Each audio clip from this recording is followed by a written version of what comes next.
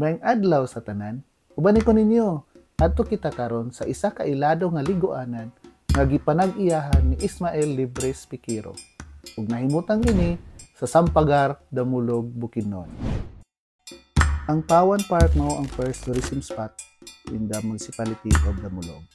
For its development, plantation ni sa taro, a perennial tropical plant. Gitawag kini og palaw in Bisayan ang pau in Boholano.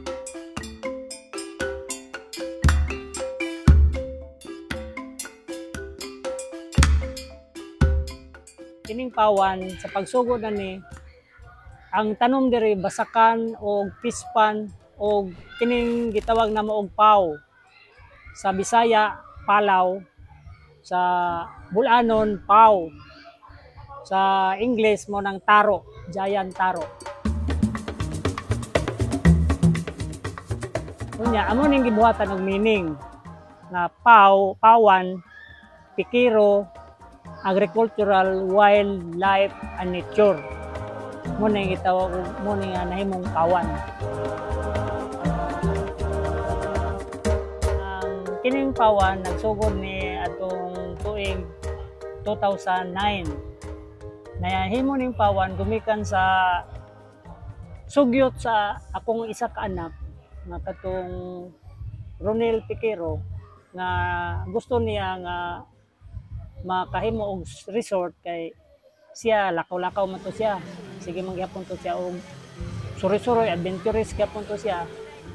Then nakita niya tong mga resort, mga beach nga murag mo kita gyapon ginagmay. Busa nakasugyot siya mo to nga akong gidala ang iyang plano sa akong mga igsuon. Mo to nga nagkatapok may mga igsuon. Akong gi-suggest nga muna maghimo mi og resort.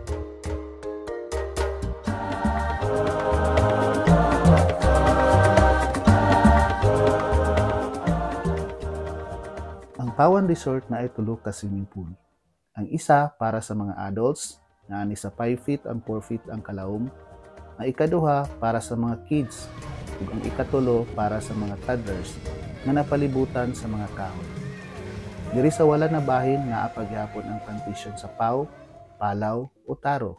Matud pa ang binhian ni gikan sa buhol. Ug nakatabang kini sa mga tao sa panahon sa tinggutom.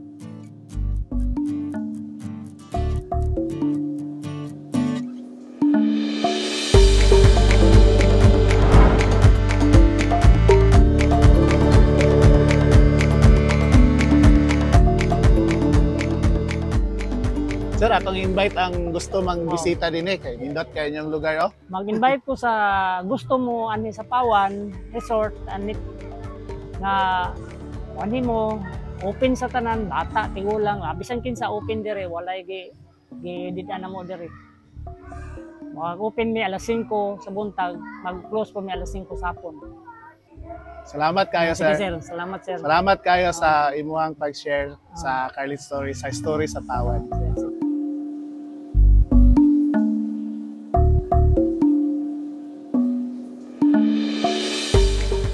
Nadunggan na nato unsa ka nindot ang storya sa Pawan, unsa ka tsada ang ilahang lugar, kalimpyo sa tubig ug na palibutan sa lasang ang kapalibot. Daghan kayong mga kahoy na gid sir no? Daghan Ang mga kahoy, nakapalibot, mga langgam, daghan mga langgam, limpyo kayo, bugnaw ang hangin.